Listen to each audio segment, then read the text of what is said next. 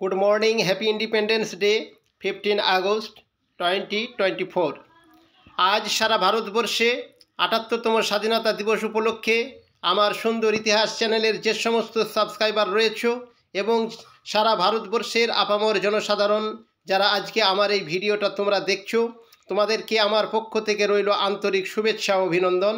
একটি প্রতিবেদন স্বরূপ এই ভিডিওতে আমি দু চার কথা বলতে চাই, তো চলো আমরা দেখে নিই। आज 15 আগস্ট স্বাধীনতা দিবস আমাদের দেশের অন্যতম একটি গুরুত্বপূর্ণ দিন। দীর্ঘ 200 বছরের ইংরেজদের অত্যাচার থেকে পেয়েছি মুক্তি। আজকের এই দিনে আমাদের স্বাধীন করার জন্য বহু মানুষ তাদের জীবনকে উৎসর্গ করে দিয়েছেন। আজকের এই দিনে আমরা যাদেরকে সম্মান জানাতে চাই তারা হলো নেতাজি সুভাষচন্দ্র বোস, মহাত্মা গান্ধী, জওহরলাল নেহেরু, ভগৎ সিং, সুখদেব, রাজগুরু, ক্ষুদিরাম বসু, মাস্টারদা সূর্য সেন, প্রীতিলতা ওয়াদ্দেদার, সৈয়দ আহমদ, নিসার আলী, তিতুমির যাকে বলা হয়, আরও অনেক নামকরা বীর পুরুষদের এবং বীর নেতাদের শ্রদ্ধা করি, যাদের নাম এই ভিডিওতে আমি তোমাদের শোনাতে পারলাম না। সেই সমস্ত ব্যক্তিদেরকেও আমি শ্রদ্ধা করি। তো যারা অদম্য দৃঢ়তা এবং সাহসিকতার সঙ্গে স্বাধীনতার যুদ্ধে নেতৃত্ব দিয়েছিলেন, আমাদের অনেক পূর্বপুরুষদের আত্মত্যাগের মধ্য দিয়েই আমাদের স্বাধীনতাকে পেয়েছি এবং আমরা আমাদের গণতান্ত্রিক ব্যবস্থাকে পেয়েছি। স্বাধীনতার পূর্বে যদি আমরা তাকাই, সেখানে দেখব অগণিত আন্দোলন, যে সমস্ত আন্দোলনের নাম না করলে নয়, যেমন 1905 সালে বঙ্গভঙ্গ বিরোধী আন্দোলন, 1920 সালের অসহযোগ আন্দোলন, 1942 সালের ভারত ছাড়ো আন্দোলন, তাছাড়া বিভিন্ন চরমপন্থী গুপ্ত রাজনৈতিক সহিংস আন্দোলন স্বাধীনতার পথকে সুগম করতে তৎপর হয়েছিলেন। এই স্বাধীনতা আন্দোলনে হাজার হাজার মানুষ শহীদের বলি হয়েছেন, অনেককে দুঃখ কষ্ট করতে হয়েছে। দেশের অনেক বিপ্লবী নেতাদেরকে হাসি মুখে ফাঁসির মঞ্চে দাঁড়াতে দেখা গিয়েছে এবং তারা তাদের জীবনকে উৎসর্গ করে দিয়েছেন।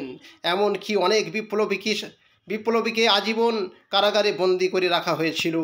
1947 সালের 15 আগস্ট জওহরলাল নেহেরু ভারতের প্রথম প্রধানমন্ত্রী পদে শপথ গ্রহণ করেন এবং দিল্লির লালকেল্লার লাহোরি গেটের উপর ভারতের জাতীয় পতাকা উত্তোলন করা হয়। তারপর থেকে প্রতি বছর আজকের এই দিনে স্বাধীনতা উপলক্ষে পতাকা উত্তোলন করেন ভারতের প্রধানমন্ত্রী এবং জাতির উদ্দেশ্যে ভাষণ দেন।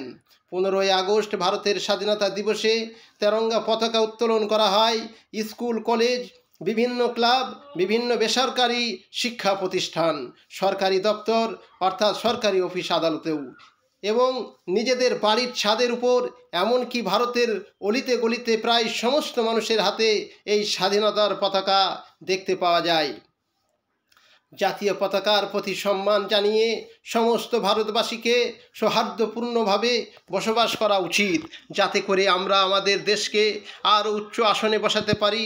দেশে যাতে বৈষম্যের অবসান হয়, অসহায় দরিদ্র মানুষদের পাশে দাঁড়াতে পারি।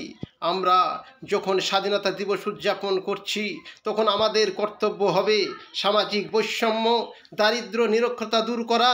এমতো অবস্থায় আমাদের সকলের অঙ্গীকার করা উচিত হবে যে আমরা সাম্প্রদায়িকতা, দুর্নীতি এবং দেশের শান্তির জন্য ঐক্যবদ্ধভাবে লড়াই করে যাব। সকলেই এসো একসঙ্গে শপথ নিই এই স্বাধীনতা দিবসে দায়িত্বশীল নাগরিক হিসাবে আমাদের প্রিয় দেশকে এগিয়ে নিয়ে যাওয়ার এবং দেশটিকে গড়ে তোলার জন্য সব ধরনের চেষ্টা করার অঙ্গীকারবদ্ধ হই। এই বলে আমার প্রতিবেদন বা সংক্ষিপ্ত বক্তব্য শেষ করলাম। জয় ভারত, জয় হিন্দ।